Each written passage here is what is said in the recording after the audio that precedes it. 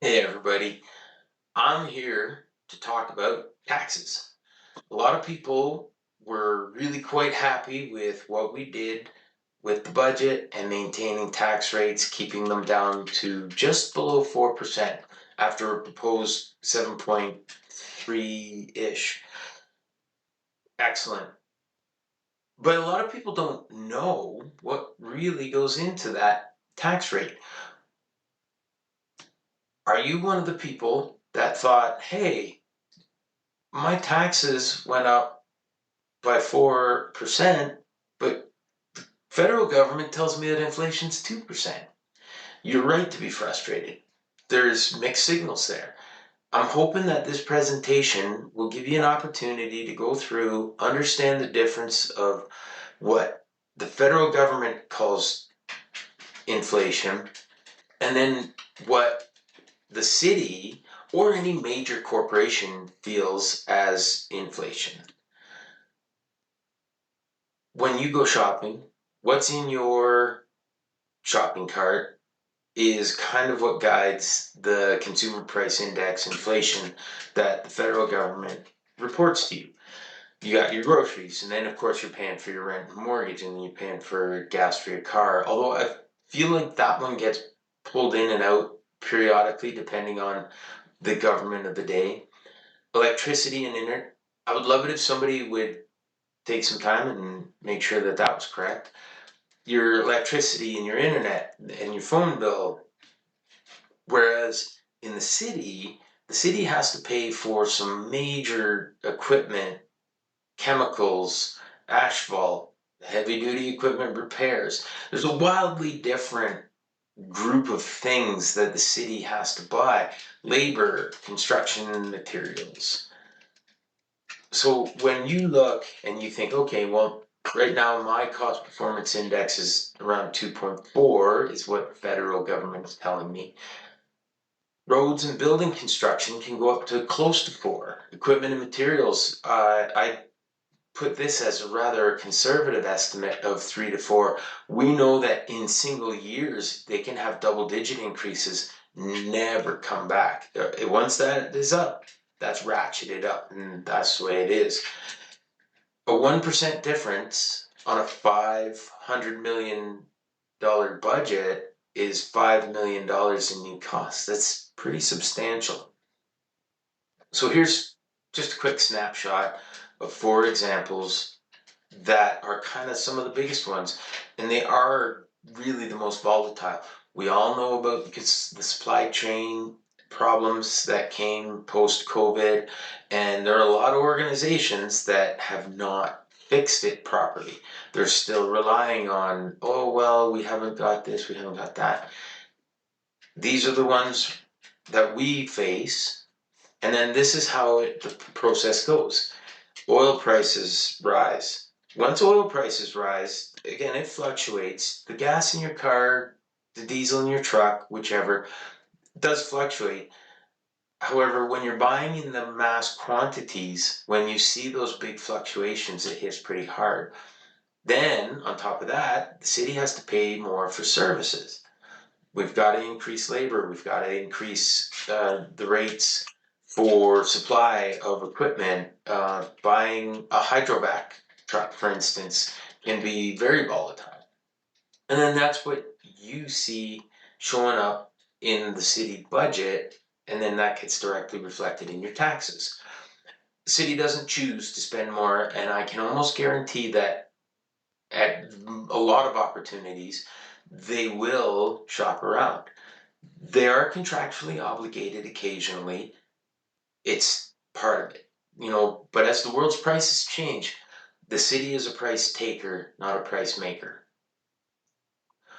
The city can control a few things, and this is what, during budget deliberations, you probably heard a number of us talking about a few things is, when is scheduled maintenance happening, and then efficiency improvements and waste reduction, long-term planning. And I know I talked about this, project bundling. At the same time, though, when do you off-ramp a project? Very, very difficult decision is to say that I've already put money into a project.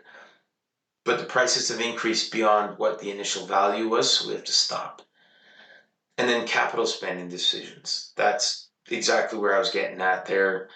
But the things we can't control, supply chain disruptions, commodity prices, utility costs. If the provincial government changes a cost or changes regulation in something that's supplied globally to us, again, we're price takers, not price makers. So what you hear on the news is what you buy. And inflation is not just one number. When people talk inflation, they always talk consumer price index.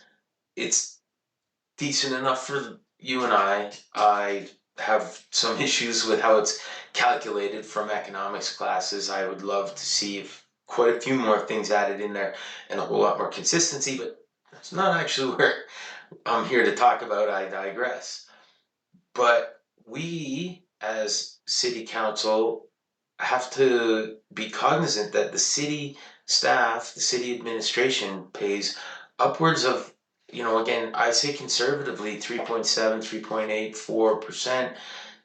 We know it goes higher in some years. So this isn't set as excuses. This is told here to just show what the difference is and where your money goes.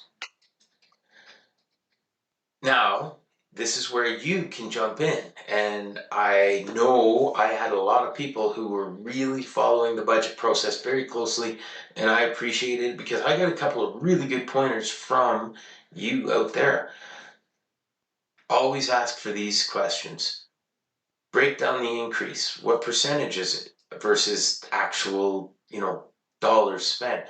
Benchmark against peers. I know the city of Red Deer does a great job of trying to give you a comparator, a few slides so you can see the efficiency plans. What cost savings are we pursuing? Where is this going to show up? Project timing. I would love to hear from a handful of project management experts who have looked at major projects. And I know a couple people who have worked for municipalities and large organizations that carry budgets even bigger than the city of Red Deer, helped out quite a bit. And then long-term planning, how are we preparing for future price volatility? As much as we do have to be price takers, we can plan a little bit and buffer periodically. So hopefully that covers off why municipal budgets do rise faster than consumer inflation. And it's simply because we, as a city, have to buy different things. Your frustrations are valid. Prices are up all over. It's also, though, it's not a miss and it's not poor management from the city administration. This city administration does work very hard, and this current council, quite frankly, grills them regularly on asset management, project management. Where's the money going? How are we looking at this? So you've got a lot of eyes on things. At the same time, you have every right to ask. And informed citizens asking good questions help us make better budget decisions. So I hope that helped everybody understand a little bit more and perhaps put your mind at ease. And maybe it gave you some great questions to ask. Either way, I look forward to hopefully hearing some good ideas from everybody. So thanks very much and take care. Have a great evening.